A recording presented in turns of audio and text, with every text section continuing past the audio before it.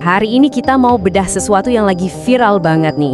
Sebuah teori yang mencoba menghubungkan rilisnya berkas Epstein dengan perencanaan pandemi COVID-19. Yuk kita lihat klaim-klaimnya satu persatu.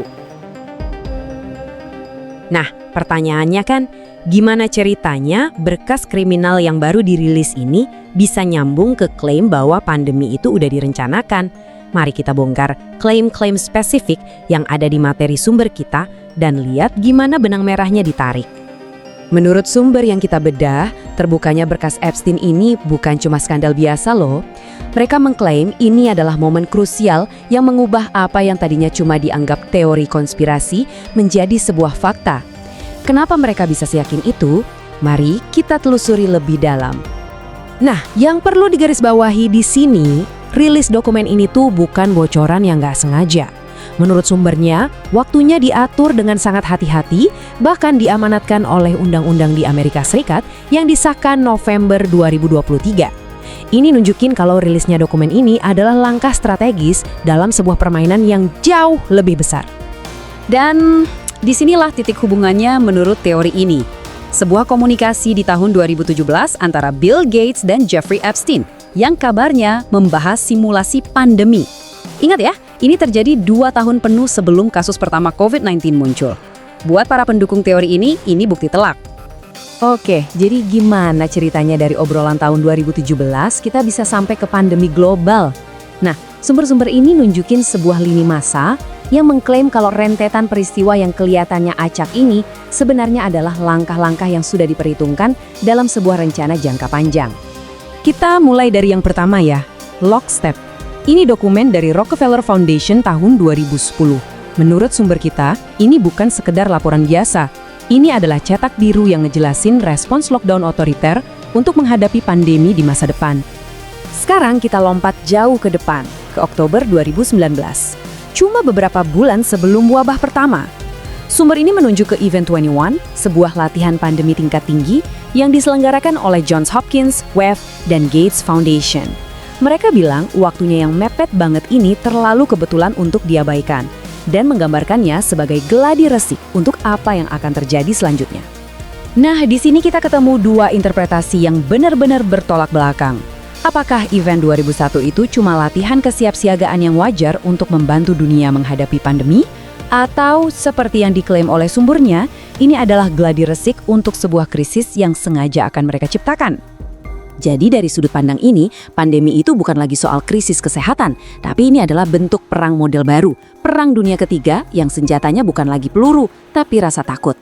Dalam pandangan ini, kebijakan publik jadi misilnya dan kepatuhan massa adalah tujuan strategis utamanya.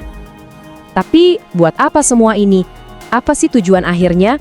Menurut teori ini, pandemi itu sendiri cuma alat untuk mencapai tujuan yang lebih besar, sebuah tujuan yang mereka sebut konvergensi biodigital. Oke, konvergensi biodigital. Kedengarannya emang kayak fiksi ilmiah ya, tapi sumber kami menggambarkannya sebagai tujuan akhir yang sangat nyata, penggabungan teknologi digital dengan sistem biologis kita. Tujuannya, klaim mereka, adalah untuk mencapai tingkat kontrol yang belum pernah ada sebelumnya. Bukan cuma atas apa yang kita lakukan, tapi juga atas siapa diri kita. Teori ini ngejelasin ada 3 langkah untuk mencapai tujuan itu. Dimulai dengan rekayasa lingkungan untuk menciptakan ketergantungan, lalu dilanjutkan dengan pembangunan kota pintar untuk pengawasan non-stop, dan puncaknya adalah biometrik, mengintegrasikan tubuh kita ke dalam jaringan digital. Nah, sebagai bukti dari langkah terakhir ini, sumbernya menunjuk ke sebuah paten Microsoft tahun 2020 untuk sistem mata uang kripto yang menggunakan data aktivitas tubuh. Mereka melihat ini sebagai bukti nyata dari infrastruktur yang sedang dibangun untuk memantau, memberi imbalan, dan pada akhirnya mengendalikan perilaku manusia di level biologis. Oke, ini kan jadi aneh ya. Kalau berkas Epstein ini ngebongkar rencana besar mereka, kenapa justru dibiarin rilis ke publik? Bukannya itu malah membongkar kedok mereka?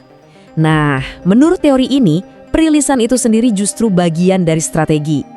Intinya gini, perilisan berkas ini tuh kayak umpan, sebuah pengalih perhatian raksasa. Sementara seluruh dunia fokus sama skandalnya, agenda yang sesungguhnya, yaitu konvergensi biodigital, justru dipercepat di belakang layar. Ini seperti langkah catur yang diperhitungkan, mengorbankan satu pion untuk mencapai tujuan yang jauh lebih besar. Kalau memang rencananya sebesar dan serumit ini, terus solusinya apa dong? Sumber kami berpendapat bahwa perlawanan politik biasa itu nggak akan cukup. Sebaliknya, mereka menyerukan sesuatu yang sama sekali berbeda. Jadi solusinya bukan demo atau pemilu, tapi revolusi pola pikir. Ini adalah panggilan untuk perubahan dari dalam diri, untuk membangun kesadaran dan kedaulatan individu sebagai benteng pertahanan utama terhadap kontrol dari luar. Pada akhirnya, teori ini menyajikan serangkaian peristiwa yang saling terkait dan menantang kita untuk memutuskan apakah ini sebuah pola yang disengaja atau hanya serangkaian kebetulan yang luar biasa. Kami sudah memaparkan klaim-klaimnya. Sekarang giliran Anda untuk mengevaluasi sendiri buktinya dan menarik kesimpulan.